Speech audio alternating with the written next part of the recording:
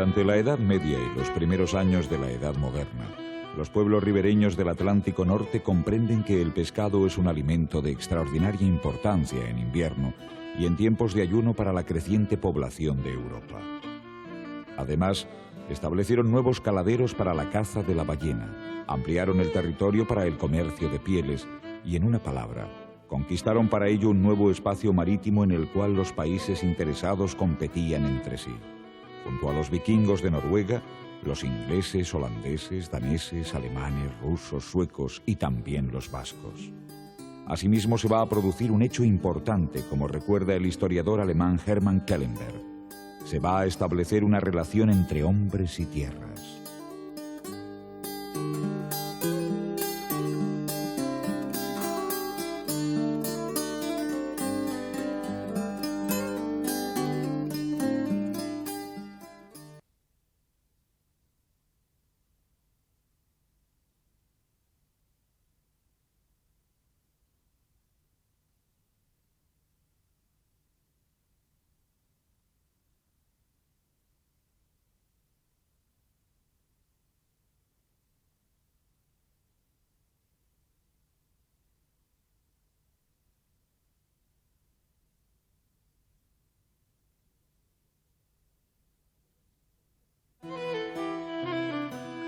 La navegación por Terranova se convirtió en una importante escuela de pesca. Aunque al principio esto solo se refirió a la pesca del bacalao, pronto habría de llegar la caza de la ballena. Esta intensiva actividad pesquera generó a su alrededor una creciente industria y se construyeron barcos capaces de hacer frente a los peligros del Mar del Norte.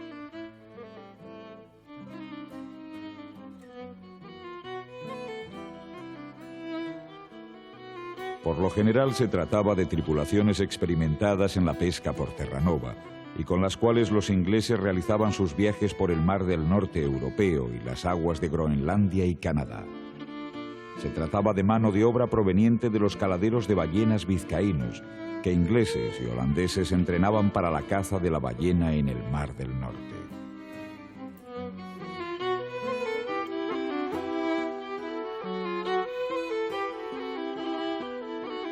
Para diferentes autores, entre ellos Caro Baroja, la navegación conocerá un impulso fundamental con el asentamiento de los normandos en la desembocadura del río Adour, en Bayona.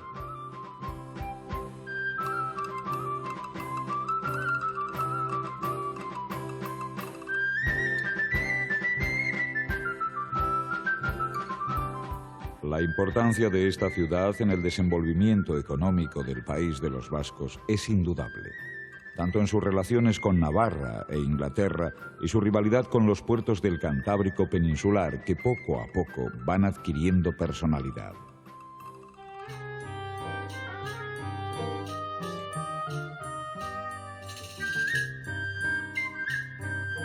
En 1131, buques de Vizcaya y Guipúzcoa tomaron parte en el sitio de Bayona.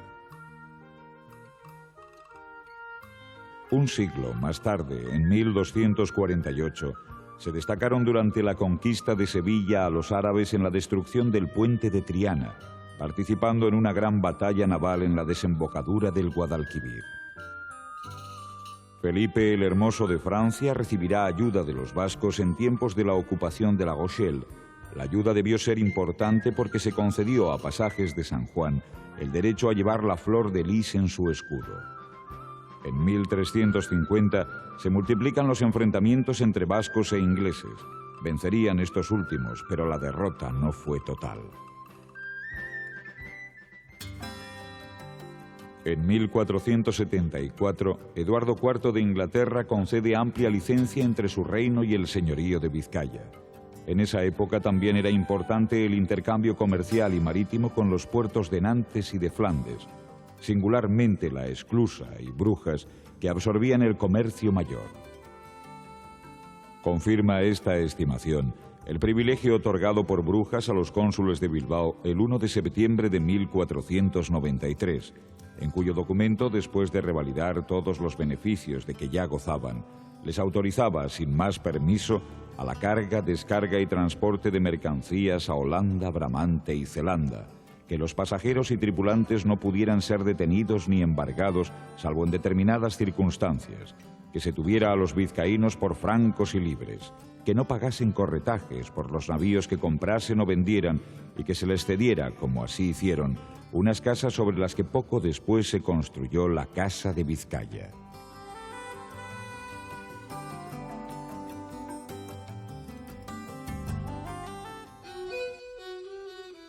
Aunque la mayor parte de los países europeos producían hierro para sus necesidades locales, aperos de labranza, ruedas, herraduras, clavos, para otro tipo de industria como el armamento, construcción naval o los grandes edificios, se necesitaba hierro de alta calidad y es precisamente ese tipo de hierro el que Bilbao podía ofrecer, puesto que al no contener fósforo era más maleable y menos frágil.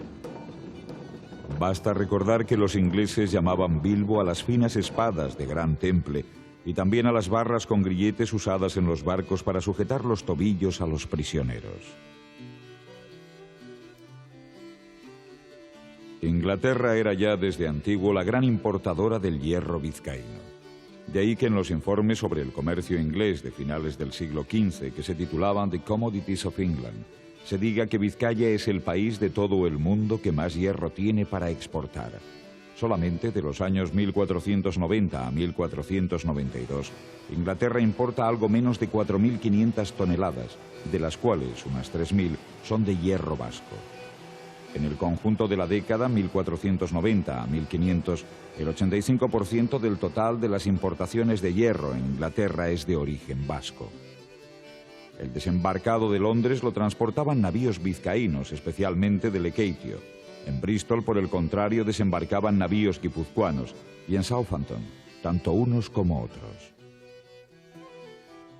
De otra parte, el descubrimiento de América en 1492 supuso para la economía vasca un enorme salto cuantitativo en sus industrias claves, esto es, la construcción naval, la industria armera e incluso la fabricación de aperos de labranza y útiles de construcción, en cuya fabricación podía usarse hierro de calidad inferior. Un obispo armenio que visitó el pueblo de Guetaria de paso hacia Santiago de Compostela en 1494 se sorprendió de la cantidad de navíos nuevos que allí se estaban construyendo. El descubrimiento de América influyó, por lo tanto, de manera extraordinaria en la construcción naval vasca, al haber necesidad de barcos mayores para el envío de hombres y ganado al Nuevo Mundo. En 1498, la reina Isabel la Católica subvencionó la construcción de navíos de más de 600 toneladas y 4 años más tarde, en 1502, ofrecía a los armadores vascos 50.000 maravedíes y una garantía de flete durante 6 meses para todos los navíos de más de 1.500 toneladas.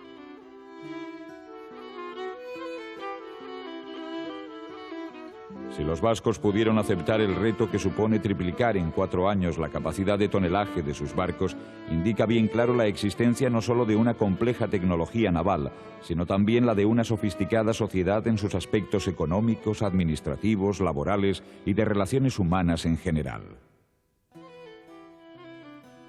Es necesario tener en cuenta estos factores para comprender y valorar la gran participación vasca en los primeros 20 años de la gran aventura americana. Participación extraordinaria si se considera la población total vasca de aquella época.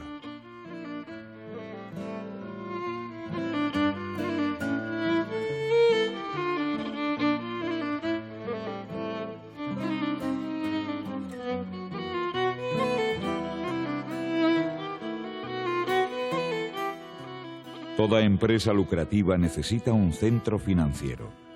un lugar en el que gentes con dinero inviertan sus caudales en actividades que proporcionen un beneficio acorde con el riesgo asumido. Ya desde muchos siglos antes del descubrimiento de América, Bilbao se perfila como el centro económico de mayor importancia en toda la costa vasca, capaz de financiar actividades mercantiles de gran envergadura.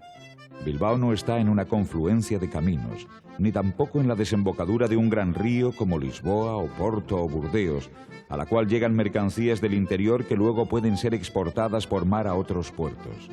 Bilbao es caso único en la costa atlántica europea. Su río no trae barcazas de mercancías. Sus habitantes no producen prácticamente nada que sea exportable. Su puerto no era de los que se puede entrar en caso de tempestad.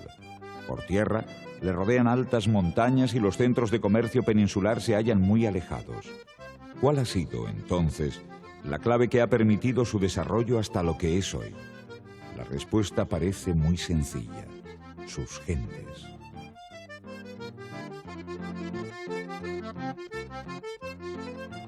En Bilbao conviven los llamados parientes mayores y una clase artesanal desarrollada que le hace ser centro de comercio de un amplio territorio local. La nobleza es rica, tiene propiedades dentro y fuera de Bilbao. Tiene minas de hierro y cobra impuestos sobre mercancías que entran y salen de Bilbao, tanto por mar como por tierra. Bilbao tiene también mercaderes y agentes comerciales. Su nobleza puede, además, ofrecer, cuando sea necesario, hombres armados y totalmente equipados con armas y caballos a su señor, y éste al rey. Hombres que serán bien pagados, y el pariente mayor aún mejor. Esta combinación de nobleza y mercaderes artesanos da la posibilidad de la financiación necesaria para los grandes proyectos que sobrepasan los límites de la ciudad, como son las industrias del hierro y la construcción de barcos para su transporte, barcos que a su vez se especializan según la carga que vayan a transportar o la dedicación a la que vayan a destinarse. En el mar las pérdidas son totales. Solo una sociedad bien estructurada y con medios suficientes para paliar catástrofes puede enfrentarse a tal reto. De otra parte, muestra del empuje de los hombres de negocios del país de los vascos es el establecimiento en Bilbao, en 1511, del Consulado, Casa de Contratación, Juzgado de los Hombres de Negocios de Mar y Tierra y Universidad de Bilbao, dedicada a los negocios de Flandes, Inglaterra, Bretaña y otros países. El Consulado de Bilbao fue muy importante y duró casi 400 años, 300 y pico años.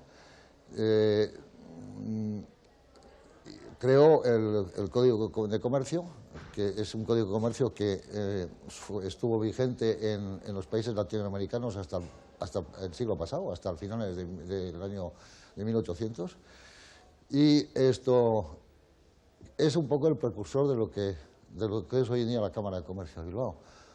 Porque, ¿qué pasó con el consulado? Pues cuando apareció Napoleón por aquí, Napoleón, que era muy centralista, pues el rey decidió, la monarquía española decidió eliminar el consulado. Y durante 35 años no existió nada más. Pero en premio a que había existido el Consulado de Bilbao, en 1886 se creó la primera Cámara de Comercio del Estado español. Y esa Cámara de Comercio es la Cámara de Comercio de Bilbao, que ha cumplido más de 100 años y ha sido un poco en premio a la historia del consulado. En Terranova la pesca del bacalao se convirtió en el negocio más importante, mientras que la caza de la ballena se concentró en aguas más al norte, por el Labrador y Groenlandia hasta Spitsberg. Posiblemente esta concentración de la caza de la ballena hacia el norte esté relacionada con la variación de las corrientes del Golfo. Parece ser que la expedición francesa a Groenlandia comenzó en el año 1613 y que por aquel entonces unos cuantos vascos, apoyados por comerciantes de Burdeos, equiparon algunos barcos para enviarlos hacia aguas de Groenlandia y Spitsberg. Pero los ingleses cuestionaron su derecho a semejante viaje. Los vascos protestaron ante el rey sin ningún resultado. Los ingleses y los holandeses, dado que los vascos eran mejores pilotos, pretendían servirse de los conocimientos de los arponeros vascos para que así quedase asegurada su prioridad. A pesar de todo, con el tiempo, Los vascocontinentales consiguieron asegurar un cierto porcentaje de ballena para sí. Cuando en 1636 Iburu y San Juan de Luz fueron atacadas por las tropas del rey de España, estas pudieron apresar 14 barcos recién llegados de Groenlandia, cargados de grasa y cerdas de ballena. El siglo XVII pasa por ser la gran época de la caza de ballena, la cual se concentró principalmente en San Juan de Luz. Este puerto enviaba por aquel entonces y en sus mejores años de unos 50 a 80 barcos a la captura del bacalao y la ballena. Bayona se había quedado muy rezagada después de que el Adur alterase su cauce en 1360. Sin embargo, en 1578 se consiguió volver el río a su cauce y este puerto volvió a ganar en importancia. En 1560 se aprueban las ordenanzas del Consulado de Bilbao, en las que se refunden una serie de disposiciones mercantiles que constituyen un auténtico código de comercio de uso común en muchos lugares de Europa y América. Desde entonces el comercio exterior del puerto de Bilbao, a pesar de las malas condiciones de arribada, siguió aumentando, en especial con los puertos del Mar del Norte. Durante el siglo XVII la actividad marítima de Guipúzcoa y Vizcaya entra en crisis. Muchos marineros, pilotos y carpinteros de ribera emigran a Lapurdi, a los puertos de San Juan de Luz y Bayona.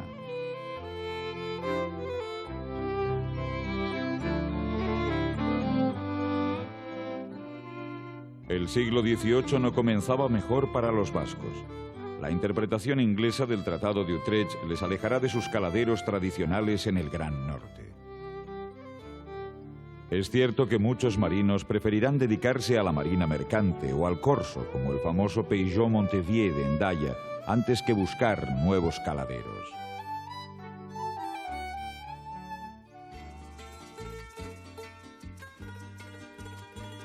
Símbolo de las nuevas tendencias y del empuje de los vascos fue la Compañía Guipuzcoana de Caracas, fundada en 1728 para dedicarse al comercio con Venezuela.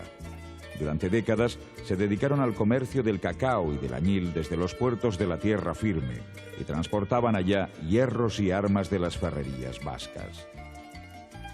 La huella de los guipuzcoanos es perceptible en edificios de La Guaira o Puerto Cabello, siendo esta, además, la única ciudad colonial no levantada siguiendo los estrictos dictados del Consejo de Indias.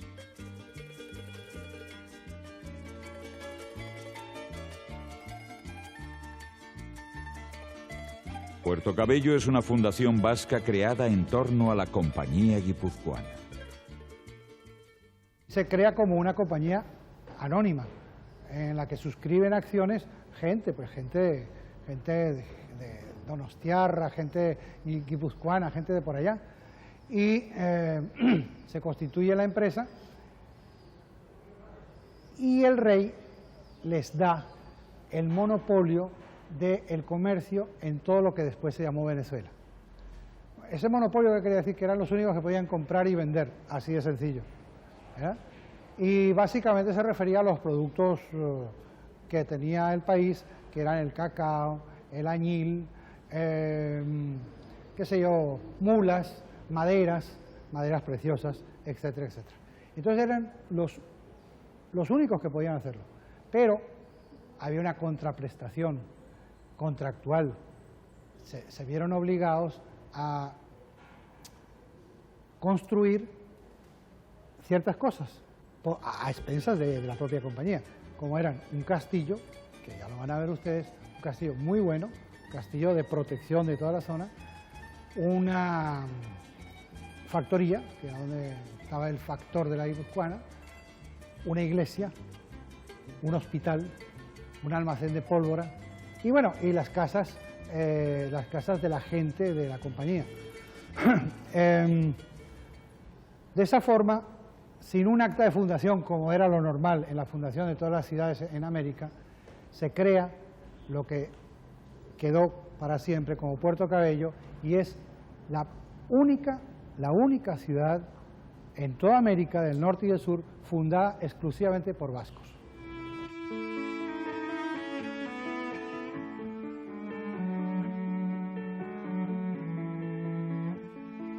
A finales del siglo XIX, comienza para los vascos un nuevo desarrollo relacionado con su dimensión atlántica.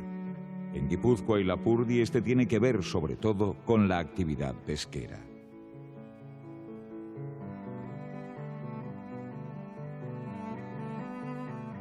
En Vizcaya se conocerá un desarrollo sin precedentes en torno a los negocios de importación relacionados con la minería y la explotación del hierro, con un tráfico dirigido una vez más y de forma preponderante a Inglaterra.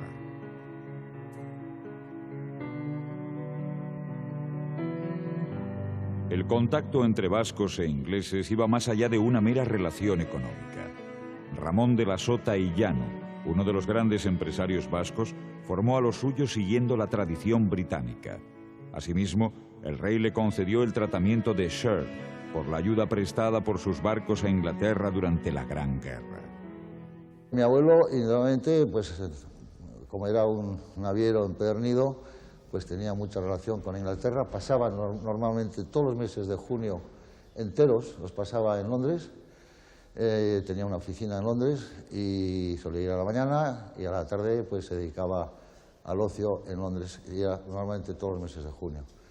Pero era tan empedernido naviero que, por ejemplo, en sus vacaciones solía ir con el Goiseco Izarra al Mar del Norte, y concretamente muchas veces solía ir a Rotterdam y se quedaba a bordo del Goiseco Izarra viendo entrar y salir barcos. Bueno, eso eran sus vacaciones, más o menos. Luego mi padre, indudablemente, pues a mi padre pues no solamente era padre de mi padre, sino que le formó a su estilo.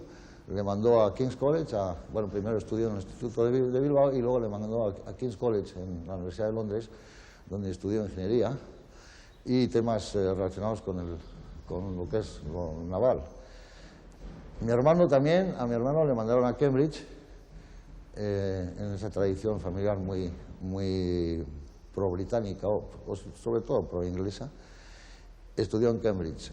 Yo, en cambio, fui un poco la oveja negra, porque por razones de la guerra, yo estudié bachiller en Francia, pues me fui a los 7 años de aquí en un destructor inglés. Me fui a San Juan de Luz en un destructor inglés con mi hermana como únicos civiles, y eso precisamente por nuestras afinidades con los ingleses. Fuimos en el destructor inglés acompañando toda una flotilla de barcos que iban a París con refugiados. Esta vocación atlántica de los vascos se mantendrá en los momentos más difíciles, incluidos los tiempos de la Guerra Civil de 1936 y en el exilio que le sigue.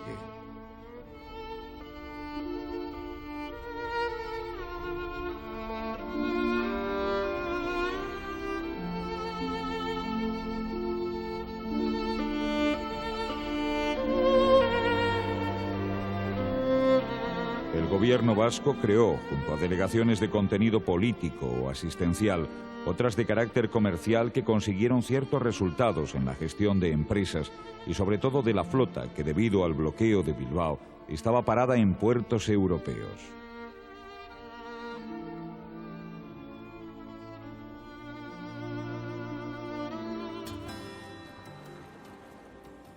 Esta tradición la recupera el gobierno vasco con la puesta en marcha en Bruselas de una delegación.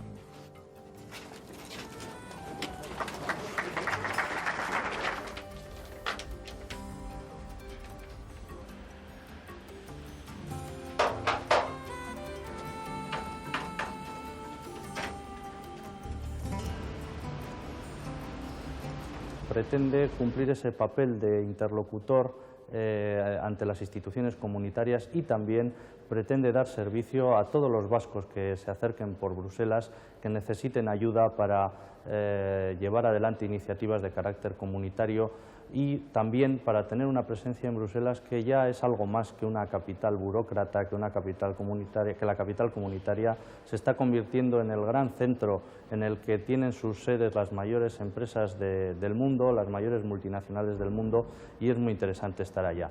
En este sentido, la delegación va a cumplir esa triple función de representar a las instituciones vascas, de ayudar a los ciudadanos vascos que tengan asuntos ante las instituciones comunitarias, y también quiere servir de escaparate vasco en una ciudad imán muy importante que está adquiriendo un desarrollo importante en este fin de siglo. Parece claro que el futuro sigue estando para los vascos en el refuerzo de su proyección atlántica.